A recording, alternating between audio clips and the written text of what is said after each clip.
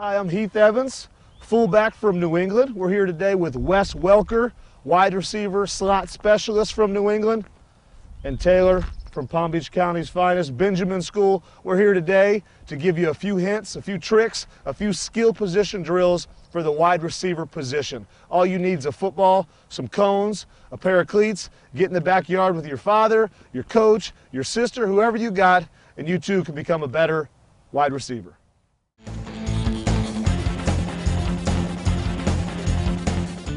Okay, every play starts with a huddle. Wes is going to talk to you about what he's thinking about as the huddle breaks, as he's approaching the line of scrimmage, to see what you need to be focused on to be a better wide receiver.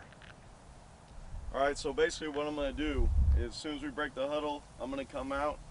I usually line up in the slot, so I'm going to make sure I get my alignment right depending on what route I have, whether it's I'm going inside or out.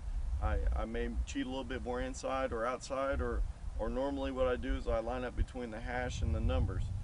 And basically what I do is I have my outside foot up, and I have it like this. And a tendency for a lot of players is to have it cocked like that. Well, if you ever watch yourself, every time you take a step, you're going to go like this and then run. So make sure that you have this foot pointed straight ahead, so you're just right here and there's no false step to it, and you're boom, you're running. So outside foot up, especially in the slot. Whenever you're outside, you can go outside foot up or inside foot up. It doesn't matter. It's just whatever you feel comfortable with, unless your coaches have something different.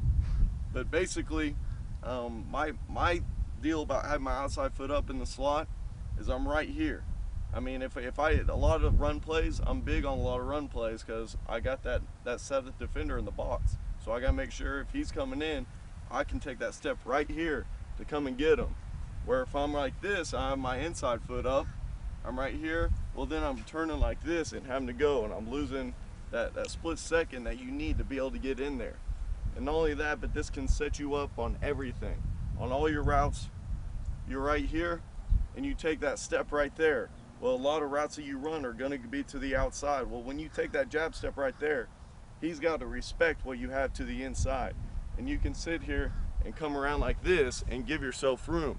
So whenever you're here, you take that jab step and then you come like this, you're not having to widen around. A lot of receivers will do this where you just want to go around them while you're losing all this space in here that you had to work with. So make sure when you come up, you're seeing the defender, whether he's pressed on you, off, whatever. It's just important that you get a good release. And one thing that's going to help you with that release is when you're right here and the guy's pressed on you, get your stance a little bit shorter. If you're way back here, it's going to be hard for you to just get up here and then make something happen. So when you're right here, bring it down a little bit so you're already right here so you can make your moves and get off the line of scrimmage and go. Wes, tell me this, when you're breaking the huddle, you're approaching the line of scrimmage, from a high schooler's perspective, give them something to look at where they can get their eyes downfield, that 15, 20 seconds in between when you break the huddle and that ball snapped. Give them a few things that they can, lay their hands on and say, okay, hey, this is going to give me an advantage to beat the defender that either has me